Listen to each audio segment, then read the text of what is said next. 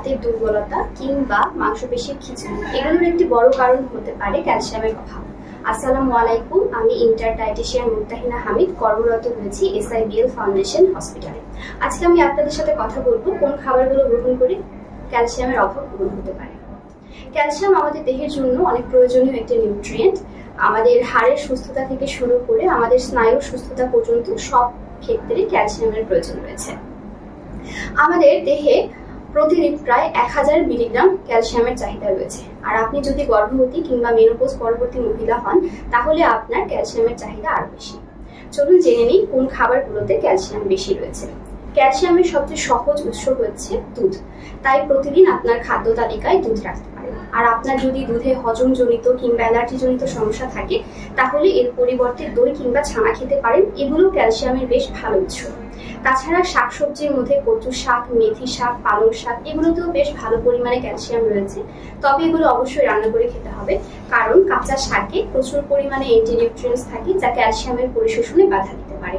তাছাড়া আমরা সবাই সুপারফুড হিসেবে মোরিঙ্গা লিভস কিংবা সজনে পাতাকে চিনে থাকি। 100 গ্রাম রান্না করা সজনে পাতায় প্রায় 300 থেকে 400 মিলিগ্রাম ক্যালসিয়াম থাকে, যেটা আমরা প্রতিদিনের খাদ্য তালিকায় অন্তর্ভুক্ত করতে পারি। তাছাড়া আপনি চাইলে সজনে পাতা গুঁড়ো করেও খেতে পারেন, এতেও বেশ ভালো ক্যালসিয়াম পাওয়া যায়। তাছাড়া রয়েছে বাদাম। বাদামের মধ্যে কাঠবাদামে বেশ ভালো পরিমাণে ক্যালসিয়াম থাকে। প্রতিদিন 3 থেকে 4টি কাঠবাদাম গ্রহণ করলে ক্যালসিয়ামের পাশাপাশি ম্যাগনেসিয়াম এবং গুড ফ্যাটের চাহিদাও পূরণ হবে। তাছাড়া একটি কমন খাবার হচ্ছে তিল। তিলে বেশ ভালো পরিমাণে ক্যালসিয়াম থাকে।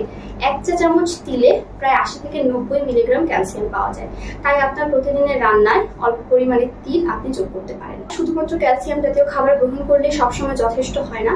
ক্যালসিয়াম পরিশোষণের জন্য আমাদের ভিটামিন ডি দরকার। আমরা জানি ভিটামিন ডি আমাদের বডিতে ন্যাচারালি তৈরি হয়, তাই প্রতিদিন সূর্যের আলোতে 10 থেকে 15 মিনিট থাকলে ভিটামিন ডি এর চাহিদা পূরণ হতে পারে।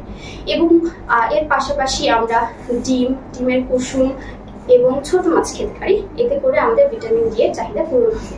তাছাড়া এই যে ছোট মাছের কথা বললাম, কাঁটা সহ যেসব মাছ খাওয়া যায় সেই সব মাছ এবং শুটকি মাছ, যেমন লইট্টা মাছ, ছুরি মাছ, এসব শুটকি এবং মাছেও প্রচুর পরিমাণে ক্যালসিয়াম থাকে। তাছাড়া অতিরিক্ত চা কফি গ্রহণ করলে কিংবা অতিরিক্ত লবণ গ্রহণ করলে দেহ থেকে ক্যালসিয়াম বের হয়ে যায়, তাই ক্যালসিয়ামকে শরীরে ধরে রাখতে হলে অবশ্যই চা কফি এবং অতিরিক্ত লবণ পরিহার করতে হবে। সম্পূর্ণ ভিডিওটি দেখার জন্য আপনাদের সবাইকে ধন্যবাদ। আসসালামু আলাইকুম।